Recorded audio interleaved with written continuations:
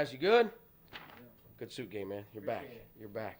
All right, I'll say this, man. I think this is the first time all year, I think, that our team responded. We got whipped in the first half. We did. And what we've done in the past is we've kind of folded in that moment, right? And this team fought all the way back. We cut it to 4 in the second half. It's a very different score. If we don't, they made some free throws, credit to them down the stretch. When we had to kind of foul, we tried to extend it. But these guys fought all the way to the end. And so I'm super proud of them for that. We're disappointed in the loss, so I'm not trying to make it a positive. But I want to call it what it is, man. We responded. And that's a good sign heading into next week. The fact that I have a team that's willing to take a punch like that and come battling back like they did. But we have to make layups. And that's a credit to Utah Valley. I don't know how, but it was the same story at their place. We get in there and we just can't finish. Shots that we normally finish. And so we have to make layups. We have to get to the free throw line. I didn't think we were very aggressive. I think that came with the misses that we had early in the first half around the rim, and so we lost our aggressiveness. But and we got to come up with loose balls, which is something we usually do. But we did what we thought we had to do. We forced them into 19 turnovers, which they don't turn the ball over at a high rate. That's one of their highest numbers of the year. It's just the free throw line, and they shot 32 free throws to our 13. And again, that's not me talking about the officials. That's talking about how we weren't aggressive and they were. And so we've got to be better if we want to go out there and win next week. But this is still the same team, man. I just told them that's won 7 out of the last 10 games, right? And so we're still playing good basketball. Just because we lost today doesn't mean that it's over.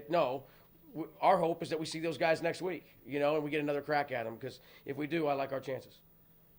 You got it down to 4, and then you missed the 3. Then Leo gets a foul. His 4th, he has to come out, and they kind of go on a little and get separation again.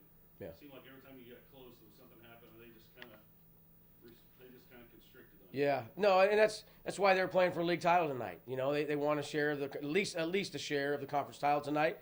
We knew we were going to get their best shot, but man, if we're in a game like that and we took their best shot, then like I said, I like our chances if we see them again next week.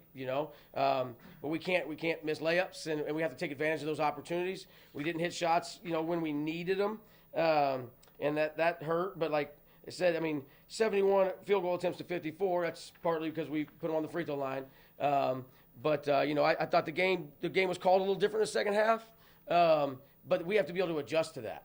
And I don't know why they let us play aggressively in the first half and they didn't in the second. But when that happens, it's what I told them in the huddles. Like, guys, we have to adjust.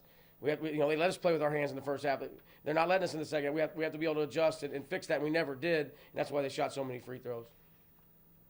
Jack was 0 for 8 from the field tonight. Was there something you saw with him? No, I think they did a good job on him, but he was aggressive. He got to the line that one time when he attacked the rim, which is what I didn't see before. So his shot wasn't falling tonight, but what did he do? He looked to attack. And I thought he actually made some plays for some other guys. So he still did things in a positive way to affect the game. So, before it was, he was 0 for 8, but we were shooting 18 shots. So he felt it tonight, slowed down, and found ways to get other guys involved. And so I was proud of him for that. I got no doubt in my mind he's going to hit shots Saturday. He'll hit shots next week. I'd rather him miss some shots today than next week. So we'll take it. Y'all gave up 21 second chance points to them. How do you limit that going forward? You got to be tougher, right? And we talked about it and talked about it and talked about it. It's easier said than done, though. They're one of the best rebounding teams in the league.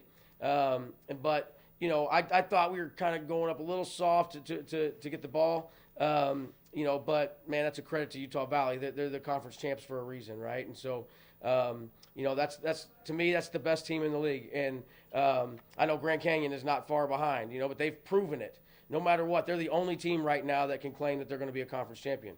Grand Canyon has a chance if Tarleton could beat, Utah Valley. I think it's Tarleton they play, but that's a really good team. And to me, that's been the best team all year. And so when you're playing the best team all year, then you've got to bring your best. And I thought we were just short of that tonight. Brayden Hubbard had a slow start in the first half, then ended with 17. What did you see from him in the second half? No, he responded. He's one of the reasons why we responded. He struggled in the first half, but man, he just kept playing hard and hard and harder and harder. And then things started happening for him, Hit a couple big threes for us in the second half.